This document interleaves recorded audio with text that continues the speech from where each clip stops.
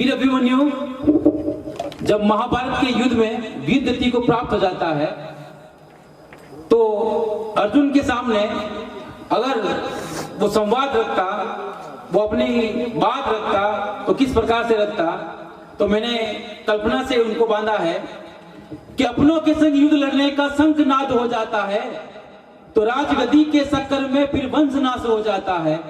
सुशर्मा का वध करने को अर्जुन कितना दूर गया, व्यू की रचना की जाए कि क्यों अर्जुन ये भूल गया। धूल उड़े और पवन चले, बिजली भी जैसे कड़क गई और काल चक्र की गति बढ़ी तो आंख अर्जुन की फड़क गई। बाण चले ना लगे निशाना, जैसे पांव फूल गए हो। और कान्हा पूछे अर्जुन से, क्या बाण चलाना भूल गए हो, क्या बाण चलाना भूल गए हो। मन में उठे हजारों प्रश्न, मन मेरा क्यों विचलित है। रथ हाँकने वाला भी तो आज बड़ा ही चिंतित है।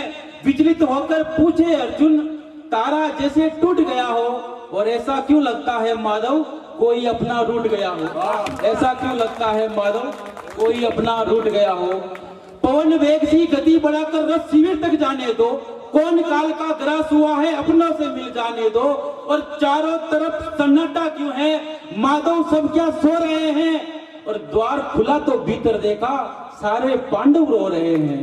द्वार खुला तो भीतर देखा सारे पांडव रो रहे हैं। और सौ गांव लगे थे तन पर देख अर्जुन यूं चीख गया।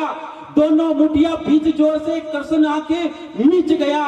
संवाद हुआ था पिता पुत्र से कि कैसे उत्पात मचाया था और युद्ध भूमि का सारा वर्णन उठ अभिमन्यु ने सुनाया था। एक पिता से एक पुत्र किस प्रकार से संवाद करता है ये मैंने लिखा है कि धर्म अधर्म के इस रण में संकट भारी आया था।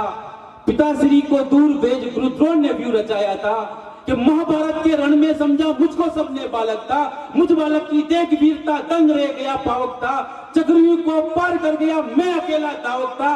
और त्राही त्राही मचाने वाला मैं सिंह का सावक था।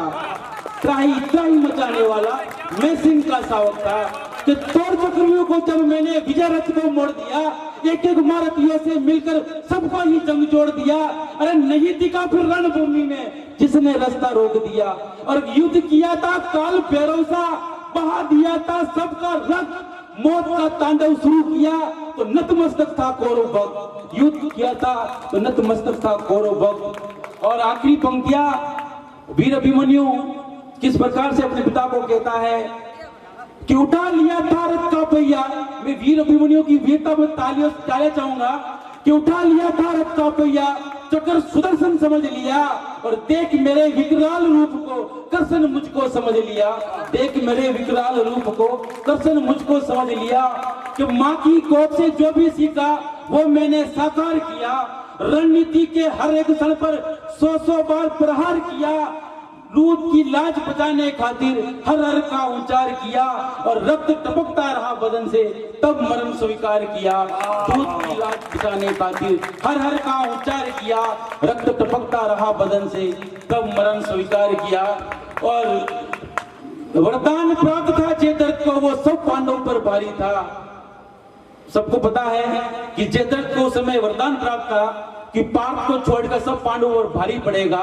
उसे एक दिन उसे ऐसा आएगा, महादेव से वरदान प्राप्त था कि वरदान प्राप्त था जयद्रथ को, वो सब पांडवों पर भारी था। युद्ध अंदर भी जारी था, युद्ध बाहर भी जारी था। और गुरु द्रोण का व्यू तोड़कर शत्रुओं का संहार किया।